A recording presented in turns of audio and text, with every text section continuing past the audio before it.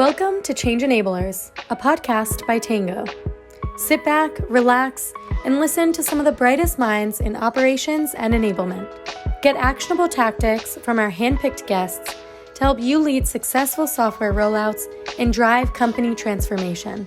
And yes, we cover all the ways to win over your most reluctant adopters. Let's kick it to Ken, your host, to preview today's episode. Hey everyone, just got done recording an amazing episode with Brittany Sawinski from Loom. Brittany's awesome. She talked a lot about human-centered design and how to bring that into your enablement processes, and then why enablement sometimes internally can fall by the wayside at early stage companies. And then the last piece, which I loved, how to use Loom and how to use Tango together and when to use one versus the other. We talked about that for a while. So listen, enjoy, and subscribe for more episodes. Thanks. All right. Hello, everyone. Welcome to the Tango Podcast. I'm super psyched to share that we have Brittany Sawinski of Loom with us today. Brittany, thanks for joining us. Thanks for having me, Ken. I'm really excited to have this conversation. Thanks for the opportunity. Yeah, it's going to be fun. And just to set the stage for our audience, just a little bit about Brittany. For the past 9 years, Brittany's been serving as a trusted advisor to several CS organizations. She has a passion for building customer onboarding programs from the ground up. And that's both external customers that are, starting their use of a product like Loom, but it's also, she has a passion for internal enablement, which we'll talk about in the podcast too. And what I think has been really cool in getting to know Brittany is hearing a lot about her very tactical projects that she's taken on, re-architecting the sales to CS handoff process, creating a comprehensive change management toolkit, and being sort of this voice for what customer onboarding means at Loom, and helping customers just be successful, which I think is sort of the end goal. So I know there's a lot that I didn't mention. I'm excited to kind of share more with our audience and the questions that we have.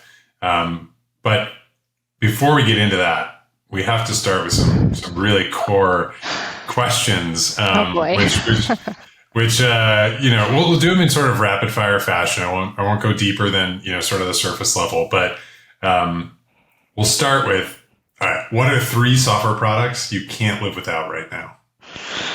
I am a sucker for ChatGPT. I tried to not love it, but unfortunately, it's here to stay in my toolkit. So that is a favorite. Loom, of course, I work here, but I am also a huge fan of being able to record videos and avoid meetings. Anytime we can avoid a meeting is awesome. And I previously worked at Mural, which is a digital whiteboard, and I use that a ton, especially in enablement, in order to really effectively visually communicate. So those are my 3 favorites at the moment. I love it. And communication is sort of underpinning all 3 of those. This is going to be a great conversation then. And then what's the most underrated ops role or function? I mean, ops means so many different things across companies. Where do you see ops, maybe not being recognized enough, or ultimately owning something that you'd think might live elsewhere, but it just falls to somebody else? I think what I've seen as kind of a theme from working with smaller organizations, mid-stage organizations, and even larger organizations is often internal enablement is kind of pushed to the side and undervalued. And I'm excited for us to talk today about why I think it should actually be the opposite and why that is such an important role that's super underrated. It's so interesting that, and I agree with you that it often becomes devalued, but it's so fascinating to me because so much of building a company is also about deciding how are we going to build a product for our customers? How are we going to approach this? What are all these internal operations that's going to allow us to deliver a great product experience? And sometimes you lose sight of that. Once you have a critical mass of customers and you tend to just focus externally, but how you learn, how you work has such an impact on those customers that I think sometimes we lose sight of that. And I think where people might start to recognize that pain is as the teams continue to grow and scale, and you're bringing on new team members, and you, the functional leader, is having to train the new hires on how to sell your product or support your product. And I think that's kind of the light bulb moment where it's like, you know, enablement is a special learned skill. It's not for everybody. And it's really hard to kind of change from like the strategy mindset in leadership to like training and enablement and doing so effectively. Yeah, scaling yourself, scaling your team. We'll keep with the sort of rapid fire nature. I know we could go down a rabbit hole with that one, but the last question, which is critical, we ask every Tango team member this question in their first week. Where would you go in a zombie apocalypse? I don't know why this came to mind, but I am obsessed with the TV show Lost. I know it's like been a long time, but I just re-binged watched it, all 7 seasons of it, and each season has like 25 episodes, so it was a commitment. But I just really want to visit the Lost Island, and I feel like that would be a safe space for me to go if the zombies should take over. Yeah, I mean, it was a safe space for. I won't give out any spoilers, I guess, on Lost. Jack. It was a safe space for those people to be in that moment because no one could find them. Exactly. Lost. That's great. That's great. So it sounds like you're avoiding the zombies. I will say on the Tango team, we have a lot of people that are like joining the zombies, which was totally unexpected. But they were like, why fight this? Why live my life with the anxiety that a zombie's coming? Anyway, I digress. I like that. yeah, it's a good, it's a very matter of fact spirit. But thanks for playing along with those. Like I mentioned, I want to dig into your experience specifically with onboarding, both the internal side as well as the external side. There's a ton that we can dig into here.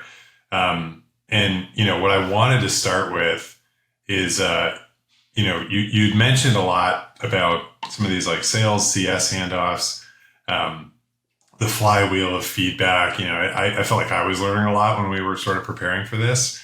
But I want to go to a specific moment in time. So when you joined Loom, you sort of identified a need to kind of redo this program altogether. Like, how do we create this feedback flywheel? How do we make sure that everyone who's got this touch point with a customer and is feeling those pain points directly can then surface that throughout the rest of the team? And I can speak from our own experience at Tango. It's really hard because you like to pick and choose, feedback based on your own biases. You love the effusive user love. You love surfacing that to the team, but maybe some of the harder, stickier stuff, you're like, ooh, I don't know if we can actually solve that. I don't know if I'm going to surface that. So talk to me a little bit about your approach. Why you realized that was something that needed to be solved, right when you joined. So even backing up a little, before I joined Loom, something that I learned during my time at Mural, after I went through new hire onboarding, they said to everybody who completed onboarding, now your last task of onboarding is to go back and rebuild onboarding for the next person, which I think is a brilliant idea because it does a couple things. Not only does it have you take what you have learned and now apply it. And we know in adult education, when we take something that we're just digesting and we're actually now applying it and then ultimately teaching somebody else how to do it, we're like really all of a sudden now we're retaining like 90% of this information. So I thought that was just a brilliant thing to do. And when I did that at Mural, I had this light bulb moment go off and I said, wow, I really love being able to build onboarding programs and design onboarding programs and being able to step back and think about what do people need to know and in what order do they need to learn these things. So that's kind of how I came to this job at Loom and was really excited to start with this challenge here at Loom of building onboarding. And something that I did right at the beginning of my time at Loom, because when you join a new organization and you're jumping in, it's not, a brand new company, you're jumping in where there's already some processes built, there's already some programs built, people are already doing onboarding, and you're kind of coming in day one like, how do I not repeat things that have already been done? And something that I love doing is running something called a lightning decision jam. This is a great way to align everybody really quickly and to gather all of that tribal knowledge in one place. And in 1 hour, you can gather all of this and formulate a super crystal clear roadmap that's going to take you maybe 6 months to work on.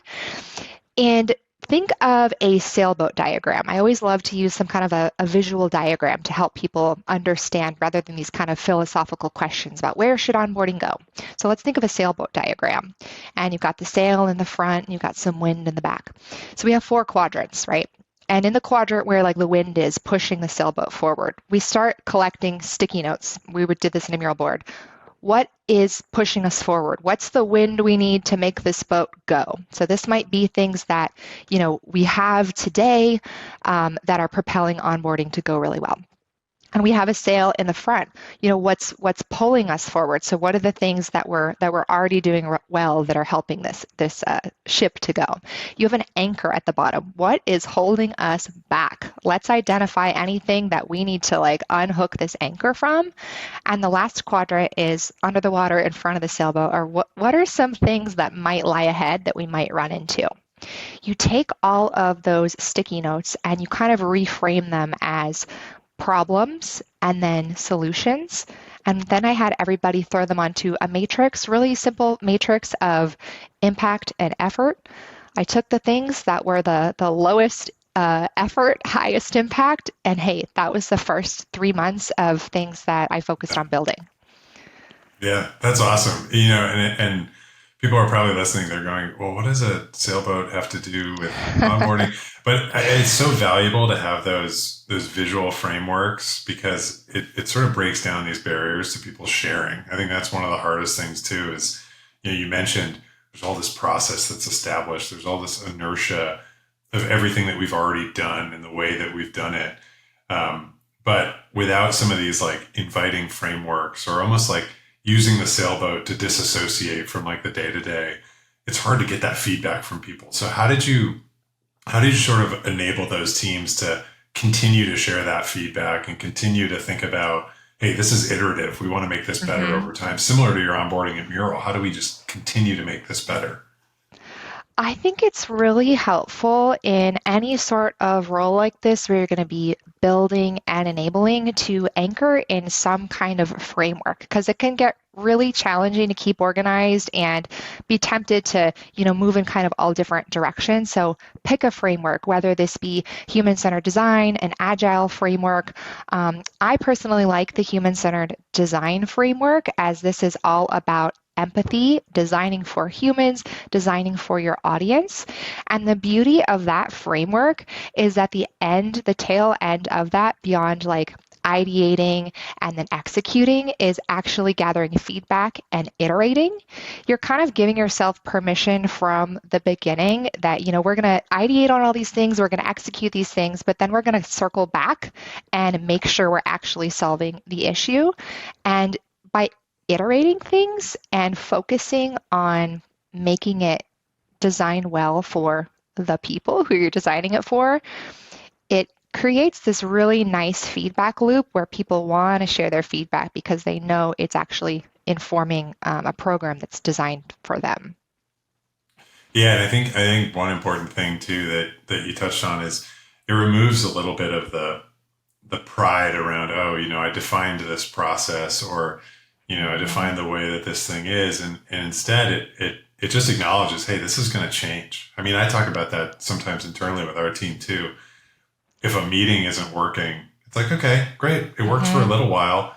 Let's totally revamp that leadership meeting, or let's totally revamp this cross-functional meeting, because if it's not working anymore, that's probably not a reflection of what we said it was initially set out to do. It just it serves a different purpose. And so as soon as you can remove that pride from the way that you iterate, you iterate so much faster. It's less of that's broken, let's point fingers. It's more let's just find a better way. It's hard to remove that ego, isn't it? But it really just unblocks things if you're able to focus on, no egos, and ultimately best ideas win. And let's remove the blockers and just take the best ideas and put them into the next iteration. Yeah, absolutely. I want to switch gears a little bit. I think you talked a little bit about customer onboarding. Let's talk about maybe not onboarding specifically, but getting the team up to speed, getting your internal team, that internal enablement, that underrated function of the ops roles. That wasn't initially your responsibility. How did that become your responsibility? And then, ultimately, like, how did you see sort of common themes across what you're doing for customers, but also what you're doing for the internal team? That's a great question. And I think it's kind of a tale as old as time, and a common thing that you've probably seen happen too, Ken, where if there's not a person designated to own enablement, it kind of falls to a lot of other people and maybe people who are building the programs. And when I joined Loom, my role was a little open-ended. It was, come up with a strategy and a perspective about redesigning onboarding. And I said, okay, well, is this team going to own onboarding and lead onboarding, or is this team going to design onboarding and then be more of an enablement and ops role and enable the CSMs to run this role? And it was, you figure that out, design a perspective and come up with a reason why one or the other. So I, luckily got to kind of dip my toes in both. And I think kind of how I started doing more and more enablement is, going back to that mural example of why it's so important to learn by doing. And since I was trying to learn these processes myself, I found that the best way to learn them was actually to build documentation for them. If I'm trying to learn a really difficult process that I need to be able to relay to customers or train my team to relay to customers, like setting up SSO and your SCIM provisioning, that can be intimidating to come into and to learn. So I said, what I'm going to do is build a hub for those. I'm going to build a written hub for these and walk through all of the pieces. And, secretly, it was actually for me because I didn't know how to do it and I needed to learn. But by doing that, it not only enabled others, but I got to learn it too. And what I love adding to those types of hubs as well, which I think is really important and leans into that human-centered design piece and this document might not be final and we're going to iterate on it, is an FAQ section. And you kind of give yourself permission to keep asking questions day after day. And as you learn more and more answers and this kind of tribal knowledge, you put them into that hub as FAQs. It becomes this kind of living, breathing document. So I think because I was doing a lot of that, I just started leaning into more and more of this internal enablement for others. Yeah, that's awesome. I totally agree with you that the moment you kind of switch from being the student to being the teacher, you're actually going to be learning more as the teacher because you're forced to not only like communicate what you've learned, but do it in a way that's digestible and concise and consistent. And I think there's absolutely a ton of value in that. Let's talk a little bit about the documentation piece. You mentioned this like context-rich documentation, as something that was going to, secretly it was for you, but you were building it for everybody else. What was at that moment in time, how would you describe kind of like the culture around documentation internally? I think also, like a lot of other organizations, there's kind of a lot of noise. And it wasn't that there wasn't documentation, but because there wasn't one person focused on centralizing documentation, it was hard to find documentation. And if you have good information, but you can't find it, it's not good information. And that's why I love the idea of a hub. And a lot of these resources I was creating weren't necessarily like net new documentation. They were just going back to, again, this human-centered design. How can I make this make sense for somebody? If somebody wants to learn about how customer onboarding is done. What are the high-level things they need to know, and in what order do they need to learn them? And it becomes really easy when you break down documentation today. Add some bullet points. Who leads onboarding? How long is onboarding? What are the decks I use in onboarding? And then you just have to find the information and slot them in. So it really makes it not too hard, and allows you to take advantage of all the great work that came before you and just kind of be the organizer of it. Yeah, the trust piece, when people are searching for documentation and they find something, they're like, oh, this could be tangentially relevant, but maybe it was updated last like over a year ago. Maybe it was written by someone who's no longer at the company. And so all of a sudden, like you see areas where within documentation that trust can erode. So I think what you mentioned around ownership, centralization, being very clear about that, it's super critical because, like you said, you can cover all this surface area with your documentation and knowledge, but like if it's fragmented and if it's not kept up to date, it's almost like not having knowledge at all, which is pretty interesting. It's even, I think, a challenge in organizations like ours where you might have internal knowledge and customer-facing knowledge. The way we might talk about SSO to a customer, we might need to know some kind of things on the back end about how it actually works. So I like that in a hub also, kind of two columns, and a column of internal facing resources and customer facing resources, but having them next to each other, I think is just a really simple hack to helping your teams better support and talk about your product. Often when you talk about, building teams and orgs, people will think about things as either, oh no, this is customer facing or this is, just sort of internal facing.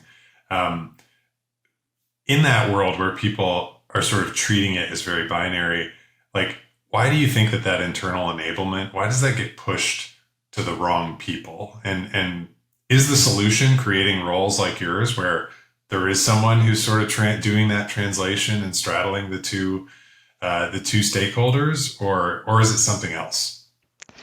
So like we talked about in the beginning, I think that this role is often deprioritized and often misunderstood. Sometimes we think of an enablement role as just somebody to do training, and we're like, well, we can have our PMMs do training, or we'll have the managers do training.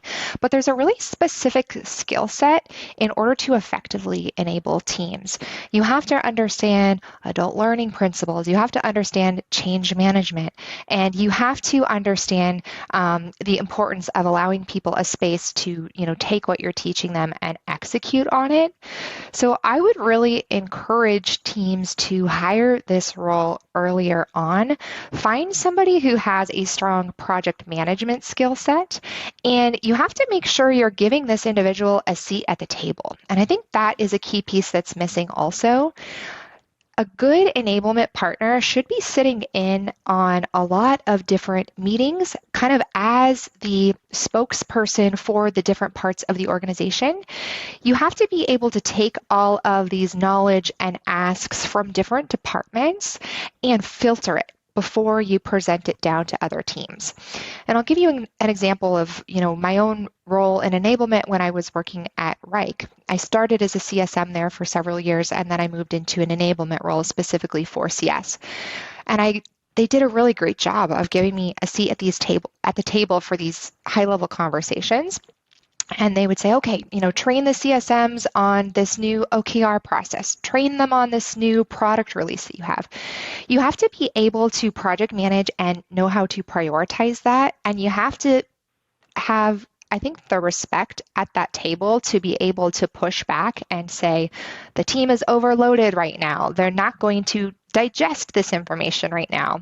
And making sure that every training and enablement meeting you have is a good one, and not good information presented at the wrong time when a team is buried in something else can become lost.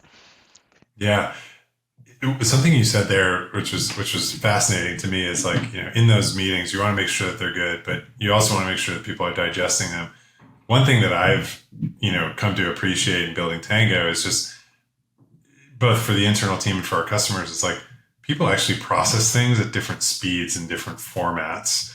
And so, when you talk about sort of legacy organizations and the way they approach enablement and L&D, it becomes very programmatic. It almost looks like a syllabus. There's all these training sessions in the moment, but sometimes that doesn't actually cater to everyone who's consuming it. Because some people like to say, I want to take the artifact. I want to spend some time with it before I can actually, apply this.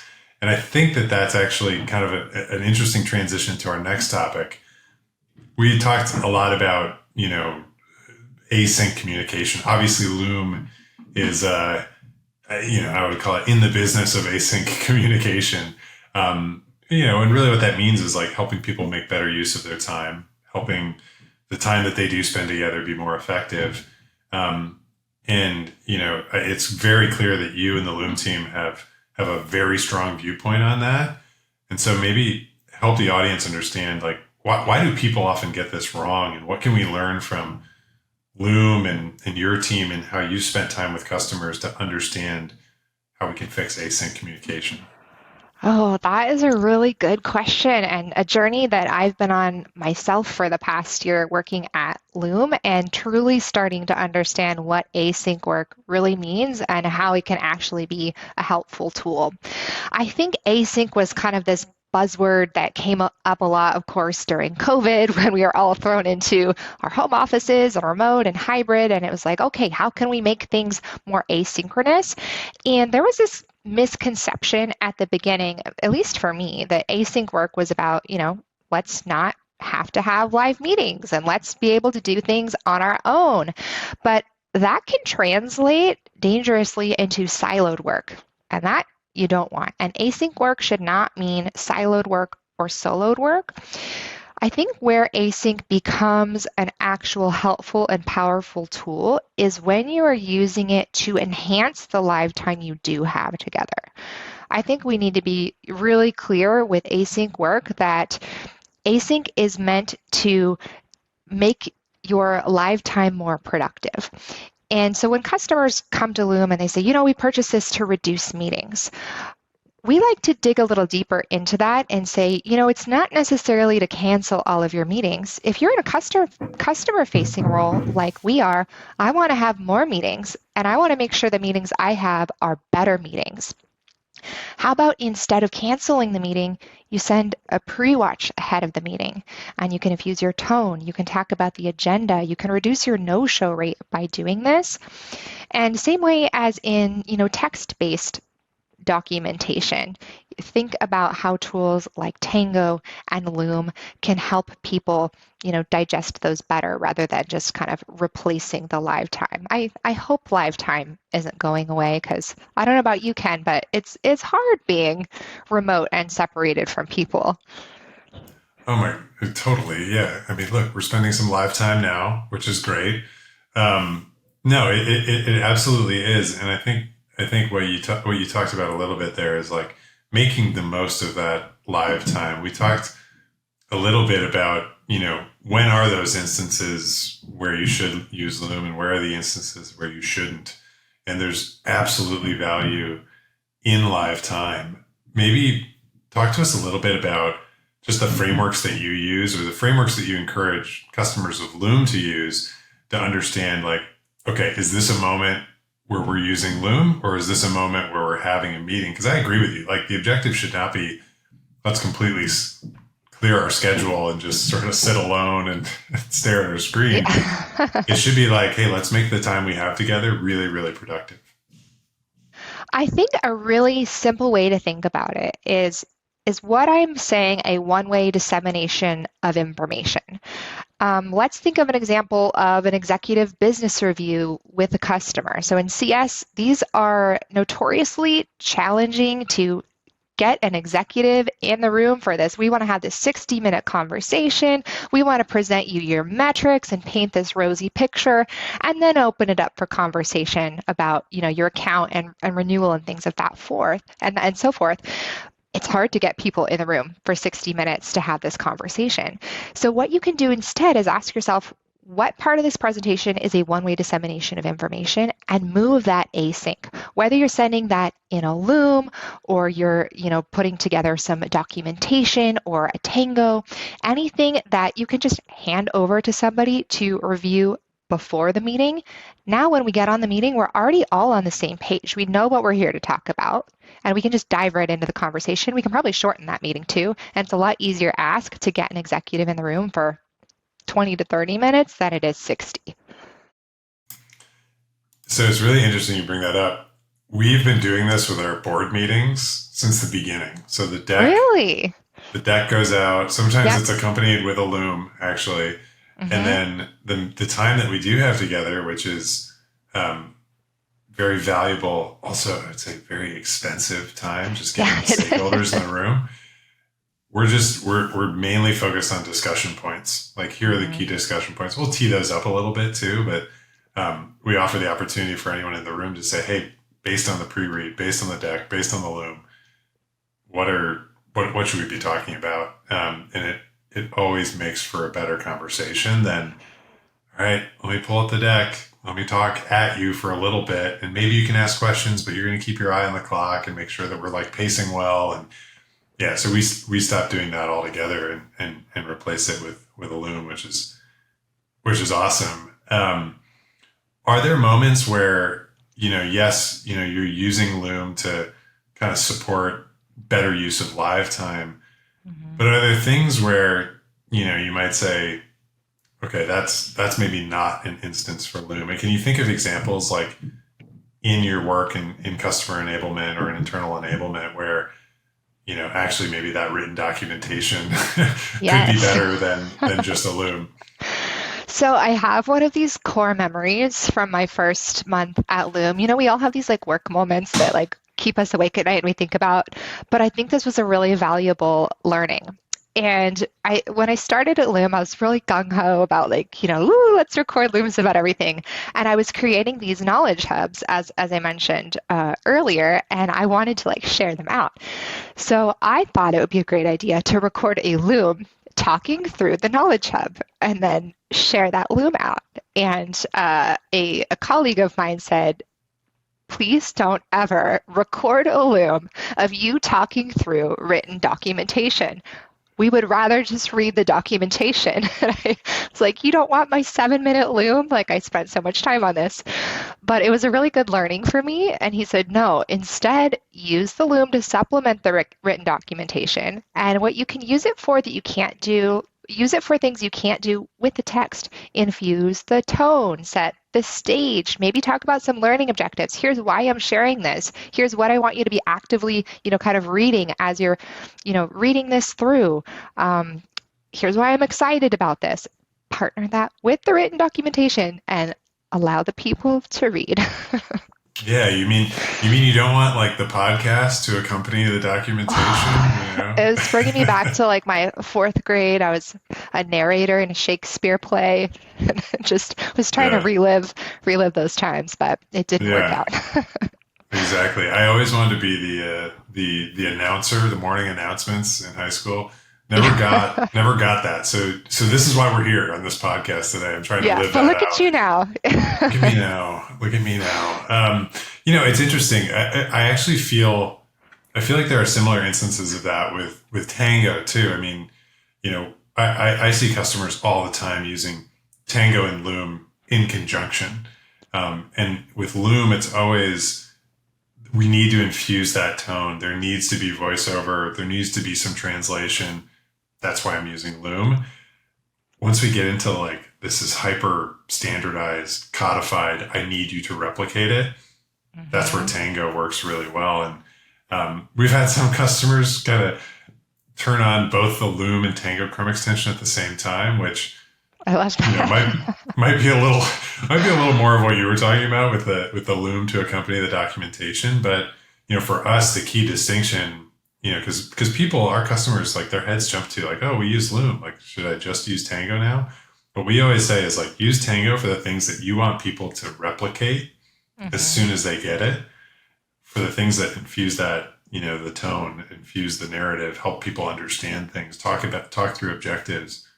There's still obviously a place for that with Loom?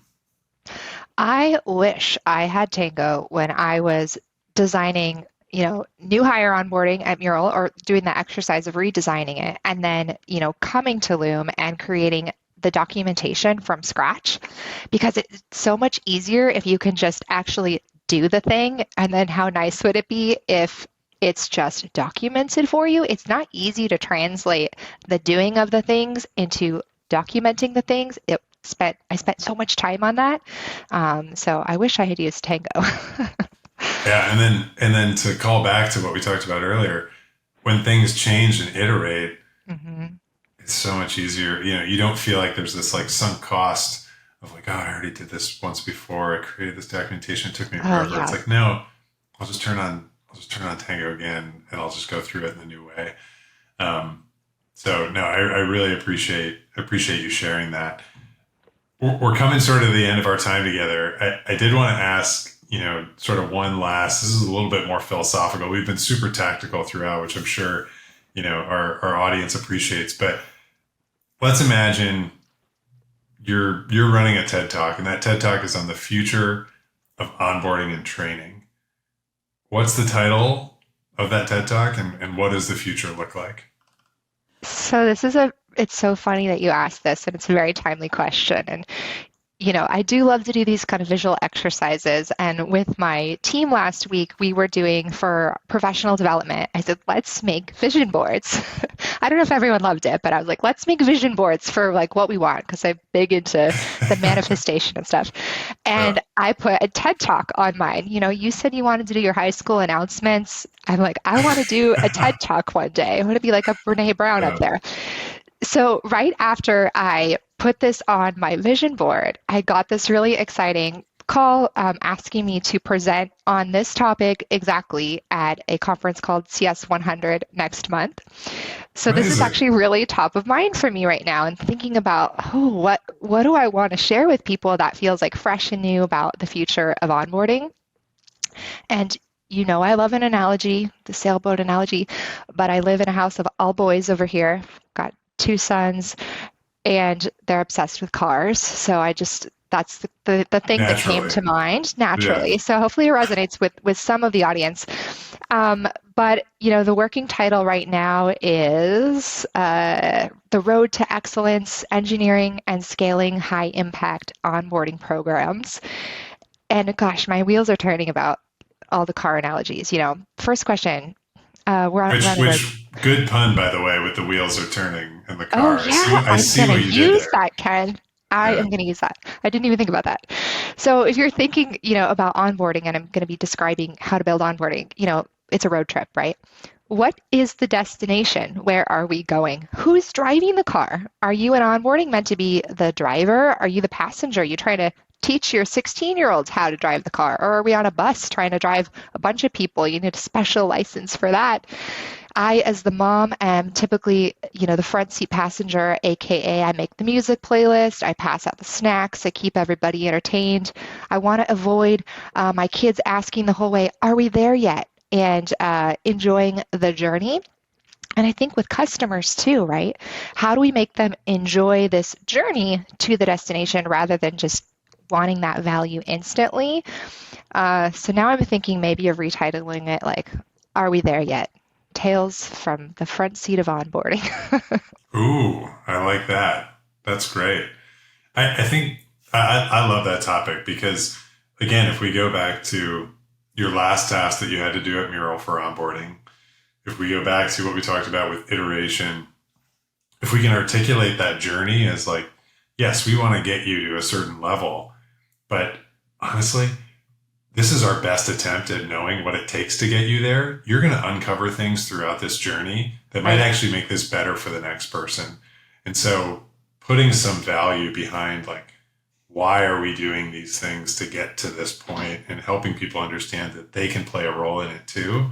I love that. I think that's super valuable. And I mean, yeah, an opportunity to bring in car analogies. I mean, your sons are going to love that. My son is really into horses right now, which, I mean, we could work horses into there too. But as you can imagine, I don't know if you saw the Barbie movie, but the Barbie movie was tough for people named Ken, which I was reeling a little bit.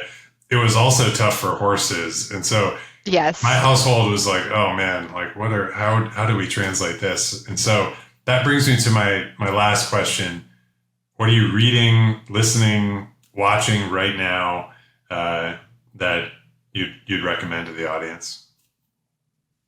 Oh, these are all too embarrassing to share because, I feel like my creative energy goes into working, and then after work, it's going to be all like romance novels and like Love is Blind, The Ultimatum. I'm not sure these are great suggestions for the audience.